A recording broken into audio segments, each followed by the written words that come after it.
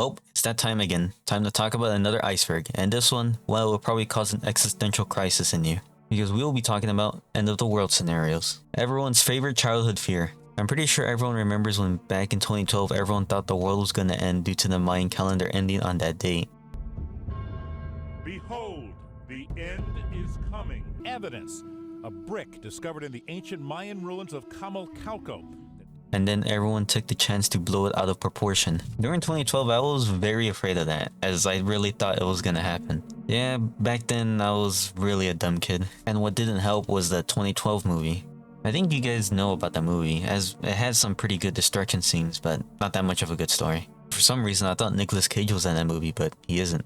But yeah, the world hasn't ended. Well, not yet, of course, because one day the world will end, either when humanity is around or when humanity has died off. It will happen one day, but most likely it won't happen in your or my lifetime. But yeah, this video will deal with heavy topics, so you have been warned. This iceberg has a collection of real and theoretical ones. Also a sprinkle of some fake ones of the end of the world scenarios. I'm not sure who made this iceberg, but I will link the iceberg in the description. This one will be a little bit different from my other icebergs because I'm going to be adding more facts to some of these. Well, mostly to the real ones. Some of these entries are color coded. Green for nature and space, yellow for human causes, and pink for supernatural and sci-fi. I will mark them and say the color as I go down the list. Before I talk about them, so this video might be a two-parter or a series depending on how long this one goes, as the creator is going to be adding more entries, as it's still a work in progress. But before I get into the first layer, I want to thank you guys for watching. Let's go. Supervolcano, green. A supervolcano is a volcano that has an eruption of 8 magnitude on the Volcano Explosivity Index, VEI, which means that it has erupted at one point, erupting more than 1,000 cubic kilometers or 240 cubic miles. As of right now, on the VEI scale, 8 magnitude is the highest of humans have ever recorded. Anything below 8 magnitude is considered a normal volcano. Volcanoes are already dangerous on their own, with the pyroclastic flow being the most dangerous part of the volcano. Pyroclastic flow is the fast-moving gas and volcanic ash that sweeps across the land. It has an average speed of 60 miles per hour, and the highest speed it can reach is up to 430 miles per hour, with the temperature reaching up to 1000 Celsius or 1800 Fahrenheit. This flow comes right after a volcano erupts. When a volcano erupts, the ash can have an impact on air travel, agriculture, and the climate, as the ash can block the sun and cause a cooling period due to the ash blocking the sun's heat rays. From 1400s to the late 1800s, scientists theorized that a little ice age occurred during this time period due to the rampant volcanic activity, and it affected the whole world, with some civilizations recording a drop in temperature and a change of climate. Some civilizations were impacted more heavily than others. It even caused some famines around the world. But these were normal volcanoes, not even one was a supervolcano. With the supervolcano, it seems the power it has is ramped up on steroids. But as of right now, we don't fully know the full extent of a supervolcano erupting, as we have limited information as what it can do. As one of the largest supervolcanoes that ever erupted was recorded before human history, and this supervolcano was called Mount Toba on the island of Sumatra in Indonesia.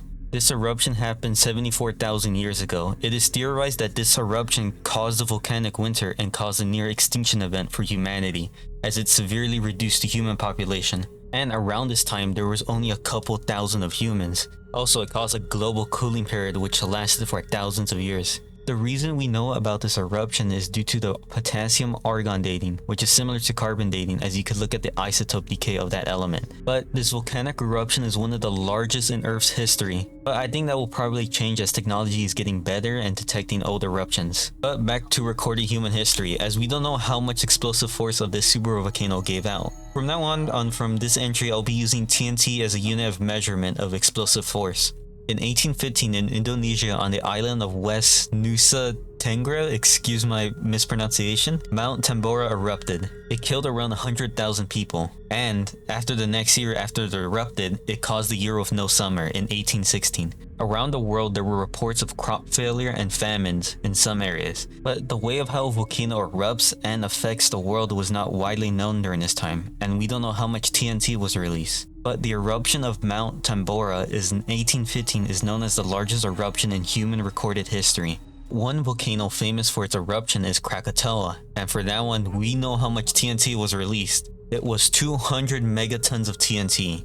more than the Tsar Bomba, which is the largest bomb humanity has ever created, as the Tsar Bomba only released 50 megatons. Humanity pales in comparison to Mother Nature. And by the way, Krakatoa was a level 6 eruption, and Mount Tambora was a level 7. So yeah, we have no clue how much a TNT equivalent will be released when a supervolcano erupts. The most recent supervolcano that has erupted was 27,000 years ago in New Zealand. But the most famous supervolcano as of right now is Yellowstone, as we're long overdue when it erupts, and is currently the largest supervolcano on this planet, as it's the same size as Lebanon. And the last major eruption happened 640,000 years ago. If Yellowstone were to erupt, it would take out 4 states with it and release a lot of ash, causing a mini ice age, which would cause massive famines across the world, take out one of the most largest major farming regions, cause a collapse in society and governments, and the estimated deaths it will cause, it would be very high. NASA had a study of a way to cool down the magma chamber, but they didn't go through with it as they would have to drill in the magma chamber and it would probably risk an eruption. It's still a scary thought as there's earthquakes around the region and high thermal activity, so we don't know when it's gonna erupt, but if it does, it will probably send humanity back a few years. And if it were to erupt, you can see it from space. That's how powerful the eruption would be. Also, the Earth isn't the only planet that has supervolcanoes. Other planets in our solar system have supervolcanoes, but the term of supervolcanoes can only be used on Earth. But the largest volcano in our solar system is on Mars, and it's called Mount Olympus Mons. It is the same size of Arizona, and NASA scientists are unsure if it's dormant or extinct as the volcano is young. So whenever we start to colonize Mars, well, the colonists are going to have a lot of fun when that volcano explodes. But there are currently 13 known supervolcanoes on Earth, but Yellowstone is currently the one that everyone is focusing on, as when it erupts, humans will be brought back into the Ice Age. Pandemic, yellow. On the list, it's color-coded yellow, but I think this is a mistake as it can be seen as a mixture of nature and human causes. But I think everyone knows what a pandemic is, as we're still in one thanks to that virus back in 2019. But if you don't know what a pandemic is a disease outbreak that is either caused by a virus or a bacteria, and it spans over many countries affecting many people. Humanity has experienced pandemics before. Hell, we're even experiencing one right now, but I won't talk about that one as I think YouTube's still mad about it. And I think also everyone is tired of hearing the word pandemic and tired of hearing that virus. But I will be talking about the old pandemics. Deadliest pandemic humanity has ever faced was the Black Death Plague, or the bubonic plague, and it's a bacterium, and it's called Yersinia pestis. By the way, when the Black Death Plague struck Europe, it was its second time, as the first time it struck was called the Justinian Plague, which happened back in 541. But for this wave, it happened in 1346. The way how the Black Death Plague was spread was thanks to rat fleas, as the rats would get on merchant ships or caravans, and the rat fleas would just bite the merchants. With the merchants infected, they would go to the cities and would spread it to the rest of the people. Also, with the revitalized silk trade, the route that connected Europe and Asia increased more infections. Another reason why the Black Death Plague spread so much was that during this time there was a hardly understanding of medicine and everyone had poor hygiene. Plague doctors would give treatments, but most of these were ineffective and killed the patients mostly, as some would drain the blood or fluids, but this will only weaken their immune system.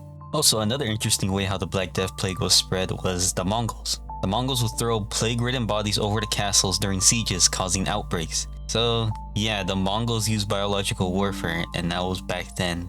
But I will talk about biological warfare later.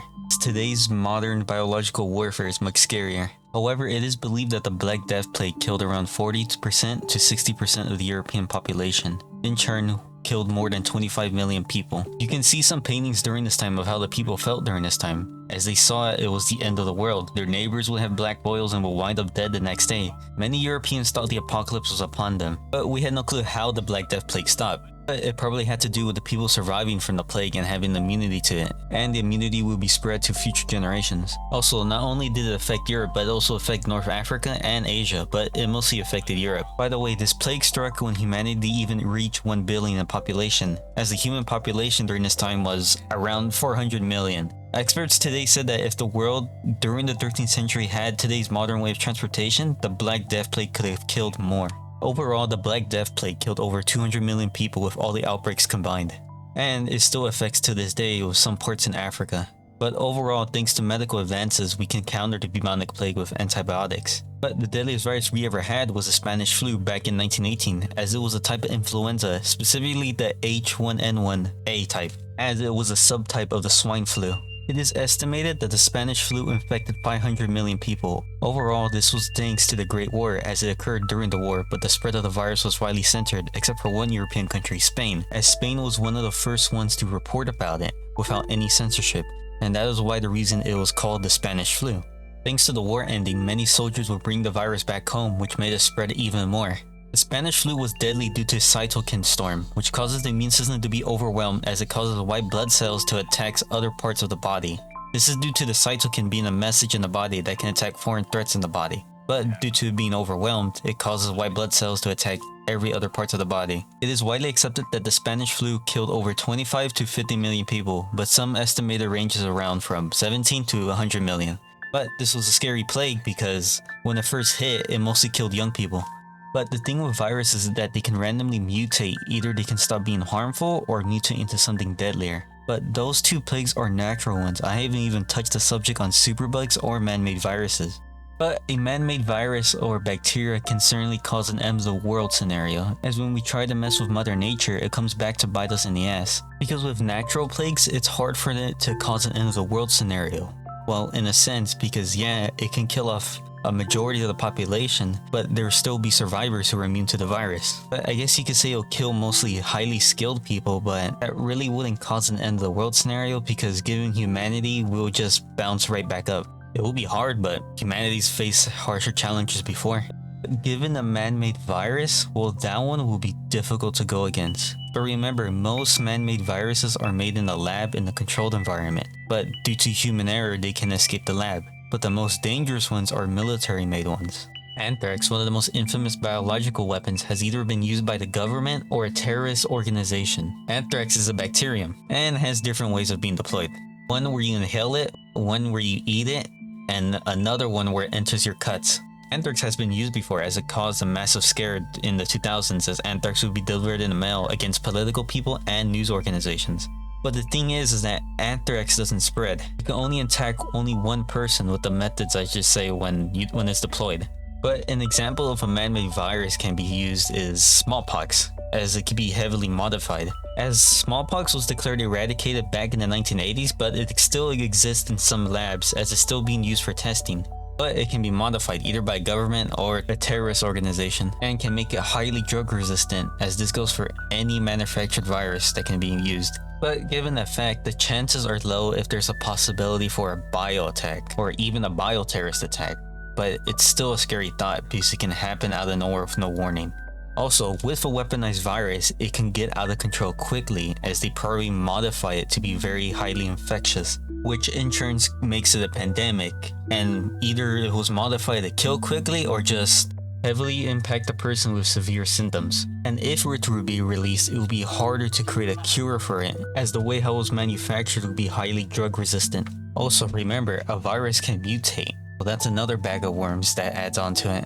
But this has happened before when a country tried to use their biological weapons against another. And one of the examples I'm talking about is Operation Cherry Blossoms at Night, which was a plan that was going to be used by Imperial Japan during World War II, using modified bubonic plague, cholera, smallpox, and anthrax. These biological agents were created by an infamous group, Unit 731. The plan was to use submarines as they would cross the Pacific Ocean and sit outside the west coast, deploying bombs on the American Pacific states, as the bombs would release all these biological agents on US citizens, and it would spread throughout the whole continent of the Americas.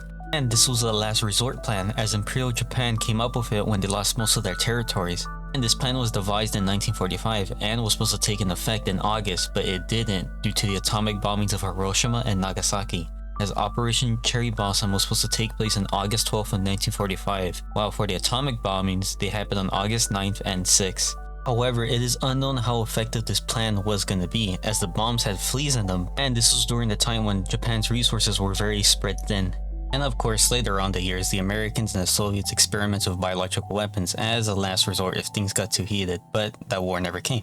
Biological weapons are considered weapons of mass destruction, as in the same category as atomic weapons. But enough about weaponized viruses, now it's time to talk about superbugs, which in my opinion are much scarier. A superbug is a group of bacteria that is highly resistant to antibiotic drugs, and to cure a superbug they will need to make a much stronger antibiotic drug. And it could start a continuing cycle as we cure one superbug, but a much stronger one comes along, and then we need to create another drug for that. Almost like an arms race. So we have to constantly find a way to stop a superbug. Another scary thing is how they form. One example is that a superbug can develop inside an animal form, since some farmers like to cut corners and tend to crowd animals in one pen. With the animals being in one singular pen, they're bound to get sick. Either the farmer, not caring or afraid that his animals are going to get sick, will buy drugs so the animals won't get sick, but this is a perfect breeding ground for superbugs to form, as with the constant supply of drugs and bacteria with a large crowd of animals, the bacteria will develop a resistance. But a superbug can only affect these animals, but it has a chance to jump on humans.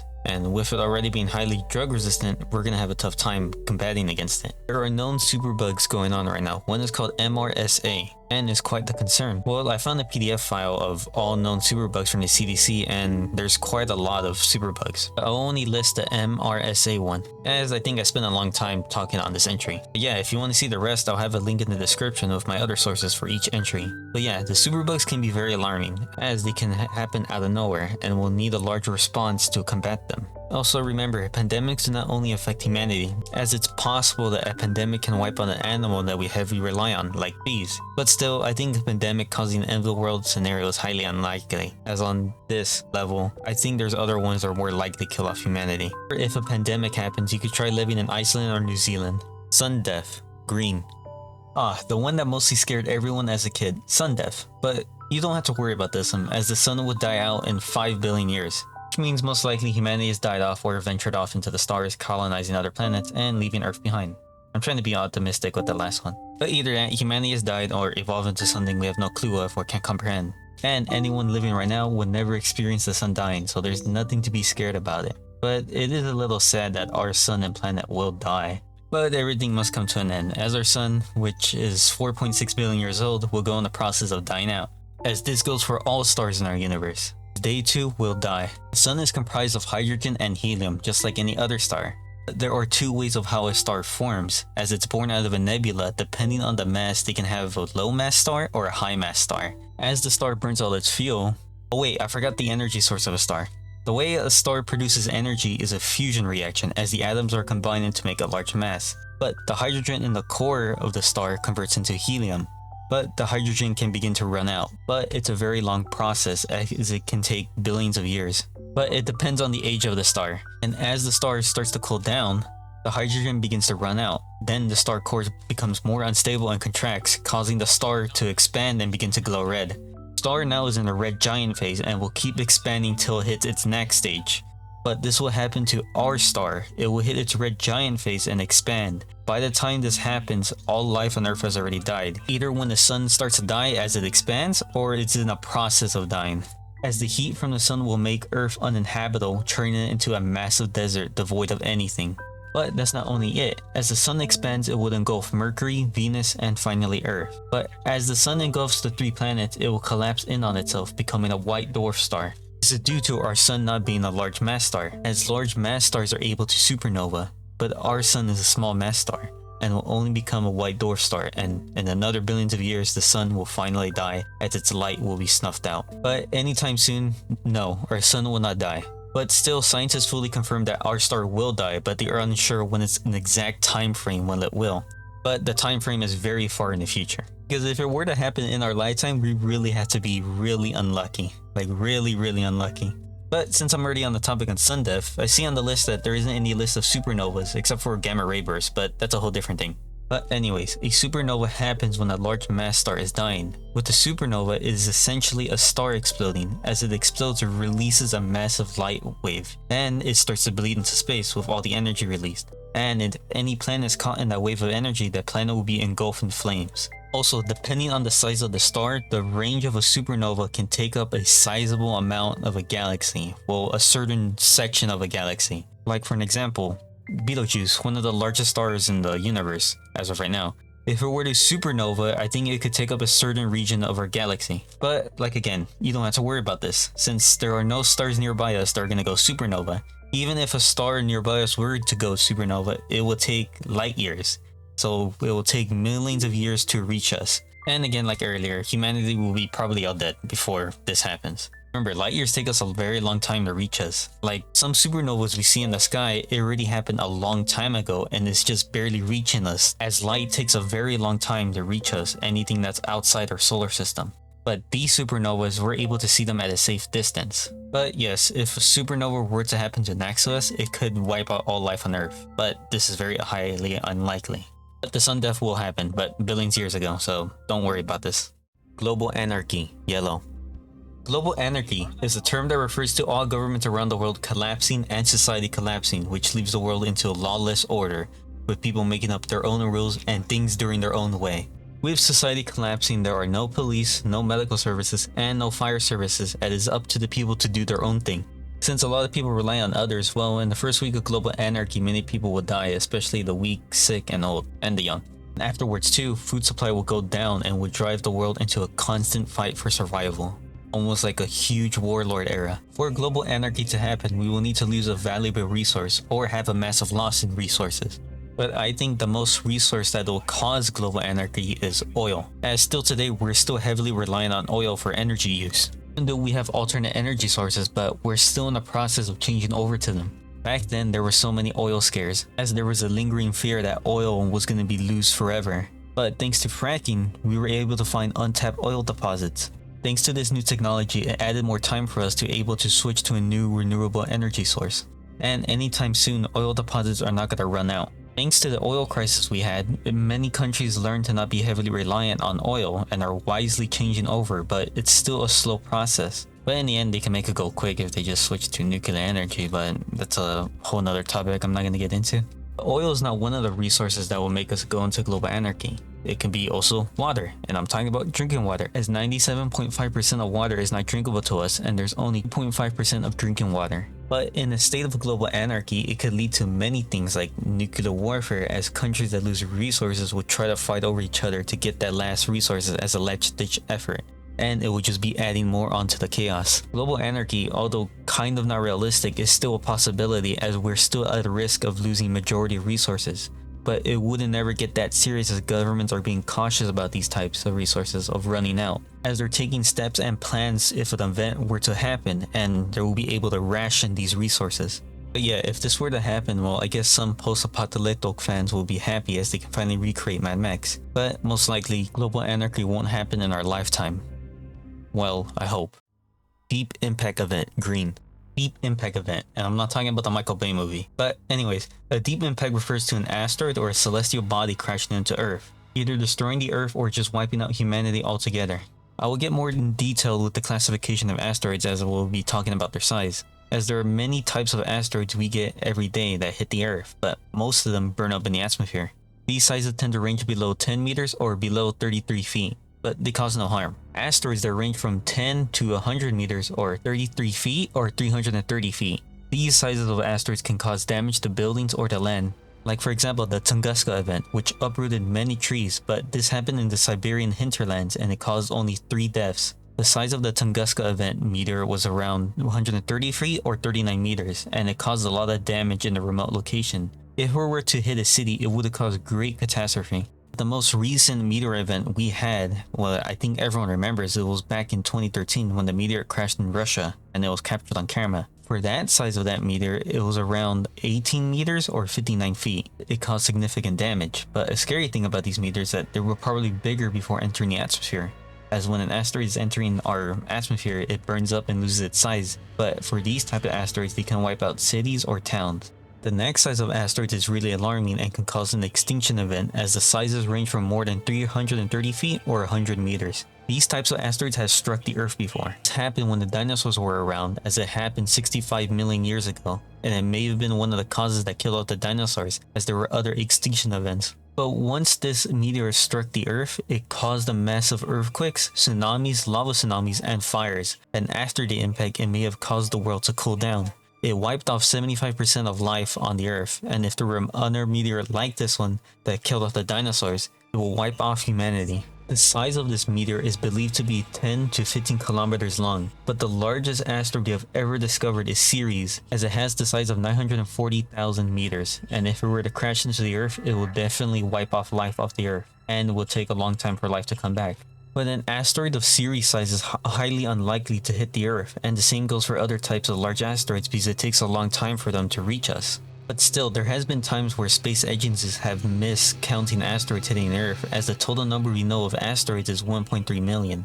And sometimes some of these asteroids are really big and nearly hit us, which is scary because Earth every day gets a lot of near misses. That's how we only discovered them, as they were just a total near miss. They were just barely touching the scrape of Earth. Remember, asteroids travel fast, hurtling across space. Most asteroids are caught between Jupiter's gravitational pull, as Jupiter is the largest planet in our solar system and it catches so much asteroids. But still, no matter what, asteroids are still a threat to us, as some are bound to get through, and also considering the fact that there's an asteroid belt between Mars and Jupiter, and near where Pluto is, where it's called the Kepler belt. And outside of our solar system, there's probably rogue asteroids that are probably gonna target Earth. But don't be worried, or be slightly unworried, as NASA has successfully made a planetary defense plan against asteroids. Not very flashy, as we won't be using nukes, but we'll use nukes as a last resort. But again, using nukes would just leave more fragments of the asteroid and cause more destruction on Earth. But this plan was to use a satellite and nudge the asteroid, making it go back. Not very cinematic, but it worked back in 2022 as NASA tested on the asteroid, and the satellite successfully hit the asteroid and nudged it back, changing its trajectory, but just slightly pushing it, as the small push was able to move it back. Yeah, we have a planetary defense system, and it works. But they did only test on just one asteroid, and that was a medium-sized one. But yeah, it works. This entry talks about not only asteroids, but celestial bodies, which are planets that can impact the world. But in the second layer, it talks about rogue planet, and I will go more into detail with the celestial bodies when that comes up. But a deep impact event is rare, as these types of asteroids come millions of years, like the one that killed the dinosaurs, which happened 65 million years ago. And a similar asteroid of that size will not be here anytime soon. And if an asteroid were to come along, we will have better technology to either move it or destroy it. Or again, humanity probably wiped itself out, so the asteroid has nothing else to destroy. Well, except for the Earth, but nothing about life. Global warming, yellow. Global warming is a natural process that's made worse by humans, as before the world has cooled and warmed before, even when humans haven't been walking on the Earth. But the way how the world warms itself is a slow process, but thanks to the Industrial Revolution, greenhouse gases have been on a sharp increase. This is due to the fossil fuels we use, like coal. Coal is one of the worst ones that emit greenhouse gases. And greenhouse gases, they trap the sun's heat in the atmosphere, which in turn heats up the planet. Without the greenhouse gases, the heat will bounce off into space. But remember, greenhouse gases have existed before. We're just making it worse, as greenhouse gases are carbon dioxide and methane. These are the two major ones that we keep producing. For agriculture, manufacturing, and producing energy, it keeps creating more greenhouse gases. And due to this, it's gradually warming up our planet, causing the polar ice caps to melt, which causes sea levels to rise and impact coastal cities and islands. One that comes to mind is the country of the Maldives. The Maldives is a country located in the Indian Ocean, and it's an archipelago, it being one of the smallest nations on the world, with a population of 500,000, and is at risk of being swallowed up by the ocean. Their leaders are so afraid that they had a meeting underwater to show how severe they are at risking of rising sea levels, to bring more awareness to it. If the sea levels were to rise, not only they will swallow up these islands, but greatly impact many cities, as they will swallow up major population centers. Especially this is alarming for China, as most of their cities are located on the coast. But the rising sea level is a slow process. The main problem with global warming is that it will increase the power of storms, like with hurricanes. This is due to the warmer water giving more power to these storms.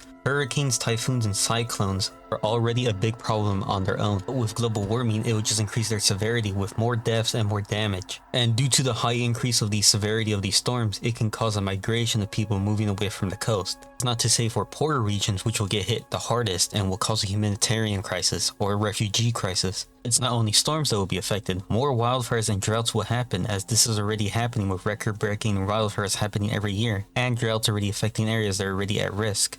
And also, not only that, but it will also increase the chances of areas becoming deserts as the climate warms up. It will increase desertification around the world. It will certainly increase the size of the Sahara, and the Sahara is already the largest desert on Earth. Many countries bordering or inside the Sahara Desert are fighting against this expansion by planting trees and making canals, making a great wall against it.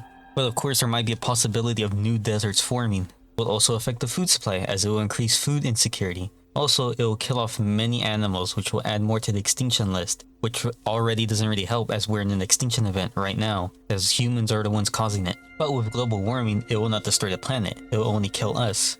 And if it were to kill us, the Earth would just keep on going without us. But with global warming, we already have methods that we're trying to fight against it. I mean, you hear about it every day on the news with the plans of switching gas-powered cars to hydrogen and electrical, and the switching of non-renewable or energy sources to renewable ones, and plans to cut down on oil expansion, even though they say they are gonna do it, but they're really not doing it, and bringing more awareness to global warming. Some scientists think it's not enough, and with the effects of greenhouse gases, we can't reverse it, with some saying it's already too late. The only thing we can do is slow down the effects, but it's kind of hard not to believe that we can reverse it, because remember the lockdowns that happened in 2019? The environment was healing back, even though we were just gone for a couple months. Even in China too, one of the most polluted countries in the world, started to lower emissions. This just shows how much we affect the world. Once we're gone, the world just starts to heal back quickly. But with global warming, this will put a disadvantage to a lot of countries, but one country in particular will heavily benefit from this, and this is Russia, because Russia is mostly cold,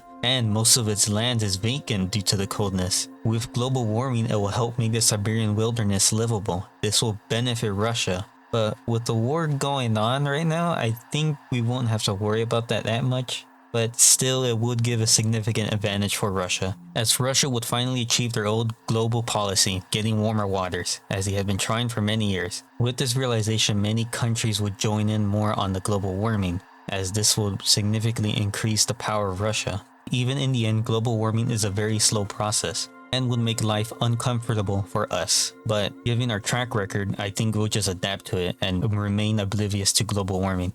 Nuclear warfare, yellow. Out of all the entries on this level, I think this one is definitely going to be the one that will kill off humanity. Nuclear warfare. Ever since the creation of the nuclear bomb, we have created something that can easily wipe us off the planet. We've opened Pandora's box and we can't close it. And we've seen what a nuke can do. With the bombings of Hiroshima and Nagasaki, we even saw the after effects and what it does to the land and the people. But the bombs used on Hiroshima and Nagasaki, they were two vastly different. The Little Boy, the one dropped on Hiroshima, was made out of plutonium. And Fat Man, the one dropped on Nagasaki, was made out of uranium. They were the two different processes of making these bombs, but they both yielded the same destruction power. These are the only two nukes that have ever been used in a war. And these two nukes are the most information of how one nuke would do in the open conflict. But these are old nukes. During the Cold War, we made something worse than the ones dropped on the boom. The hydrogen bomb, or the thermonuclear bomb, which is more destructive than anything we have created. But as always, there can be worse due to the recent discovery of fusion energy, where there can be a third generation designs of nukes. The largest bomb we have ever created was the Tsar Bomba, which was a thermonuclear, but this was the last time we ever tested a large enough bomb like that, as the test results of the bomb was very violent, and it almost destroyed the plane that it was being harbored on. The mushroom cloud of the Tsar Bomba reached almost 7 times higher than Mount Everest, touching the stratosphere. After the Tsar Bomba was tested, there was no more results of testing higher yield bombs.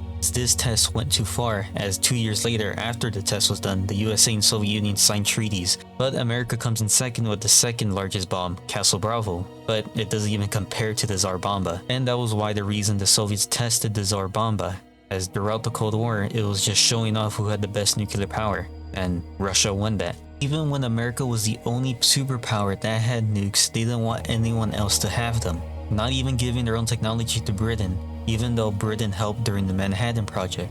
But all that changed when the Soviet Union made its first nuke, as they had spies during the Manhattan Project. As of right now, currently 9 countries have atomic weapons. They are the USA, Russia, Britain, France, China, Israel, India, Pakistan, and North Korea. There was 3 countries that formerly had atomic weapons. They were Ukraine, Kazakhstan, and South Africa. The reason Ukraine, Kazakhstan got rid of their nukes was that they inherited the Soviet nukes, as when the Soviet Union dissolved, these 2 countries gained independence, and they inherited a large stockpile of 1,000 missiles. And these 2 countries signed treaties with Russia to give them back. But Ukraine is a special case, because the reason they gave their nukes back was that Russia promised not to invade them. That worked out well for them. But this causes a problem now, because if countries become independent and they inherit a large stockpile, they're never going to give up their nukes, because what Russia did changes everything. But the South African one is much scary, because officially we only knew South Africa had nukes, they completely dismantled their own nuclear arsenal. But given the fact that South Africa was friendly with the US, and I think the US already knew that South Africa had nukes. But these were never thermonuclear bombs. These bombs had the same yield as the ones dropped on Japan. and they had a pretty much small stockpile. And as of today, South Africa is the only country to successfully dismantle its own nuclear arms program. But given that fact, how many countries we know of today are hiding their nuclear weapons?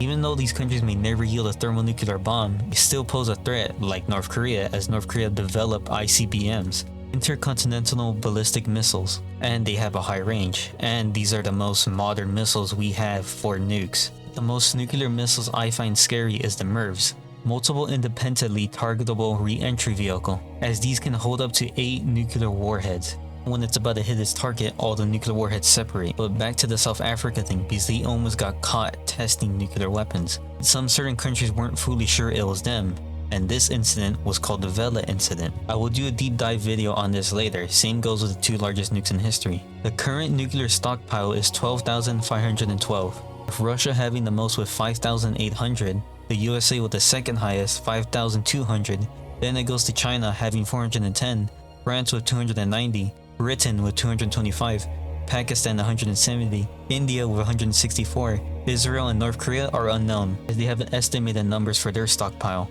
This current stockpile can end humanity 3 times, and in these stockpiles it's a mixture of the old nukes and the thermonuclear ones. There are 2 methods of a way how a nuke is deployed. The first method is called airburst, in which the nuke is deployed over the air. This method is typically used for cities or targets that don't have the strength to withstand a nuclear bomb. But an airburst has the least amount of fallout, as it's deployed for the maximum amount of damage. The other method is worse. It is called ground burst. It would be typically used for high value targets like bunkers or other missile silos, and this is the one that causes craters, and typically gives the full effects of fallout. And fallout typically would last up to 3 to 5 weeks, but that information is for old nukes. We don't know the full information of fallout for hydrogen bombs. Also remember, I'm being generalized because each hydrogen bomb and old nuclear bomb are made differently in different processes, so each fallout will be unique to them. And when the nuke is deployed, we're not even given the account of weather, as the wind can divert the radiation fallout to a different direction.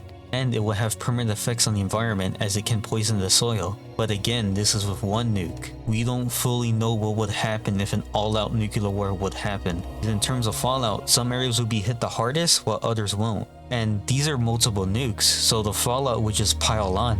If a nuclear war would happen, it would happen in phases, with missiles coming first, either from silos or nuclear submarines that are parked across the coast. Then will come the bombers to finish off any remaining targets that didn't get hit. And once the bombers do their job, they will just come back to a destroyed empty airfield. And some of you might think, oh, we have a good nuclear missile defense system. But the thing is, they never been actively tested on actual nukes. I know it kinda sounds redundant to use it against like practice targets, but these are multiple nukes, so there could be like 30 of them in the air and some are bound to get through. And after the nuclear holocaust is done, there might be a possibility of a nuclear winter. And it has the same effects as an ice age.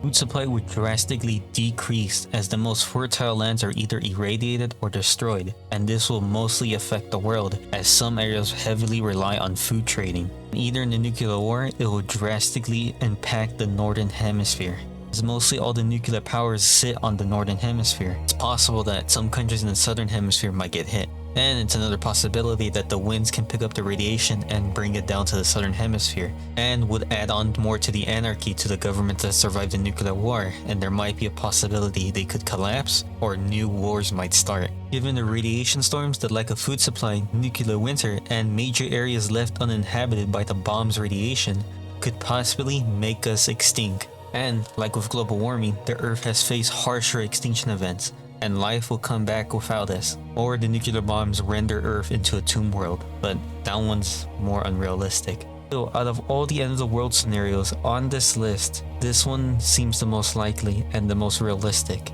as there were many instances where it came close to an all-out nuclear war, like with the Cuban Missile Crisis and the glitches with the nuclear defense systems.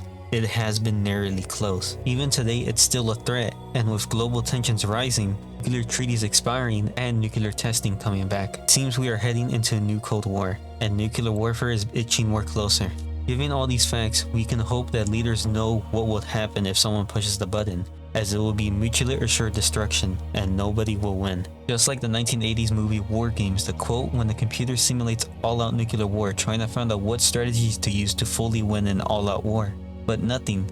As the computer stops simulating, it starts to say, "Strange game. The only winning move is not to play." This quote perfectly captures what would happen, as nobody wins, it would just be ash and dust. Even today, when you hear countries saying that they're going to use their nuclear arsenal for tactical reasons, it's a bluff. As if they were going to use it, it would just open up a can of worms, as there are no rules of using a nuke for tactical reason, and it would just start off a chain reaction, whether or not if the rest of the nuclear powers are going to use their weapons, as for a first strike, which will lead to a nuclear war. And there are still some areas that are at risk of a nuclear war, like one region, India versus Pakistan. India and Pakistan do not like each other, they are rivals, and I think this is one of the major regions that will first start out a nuclear war.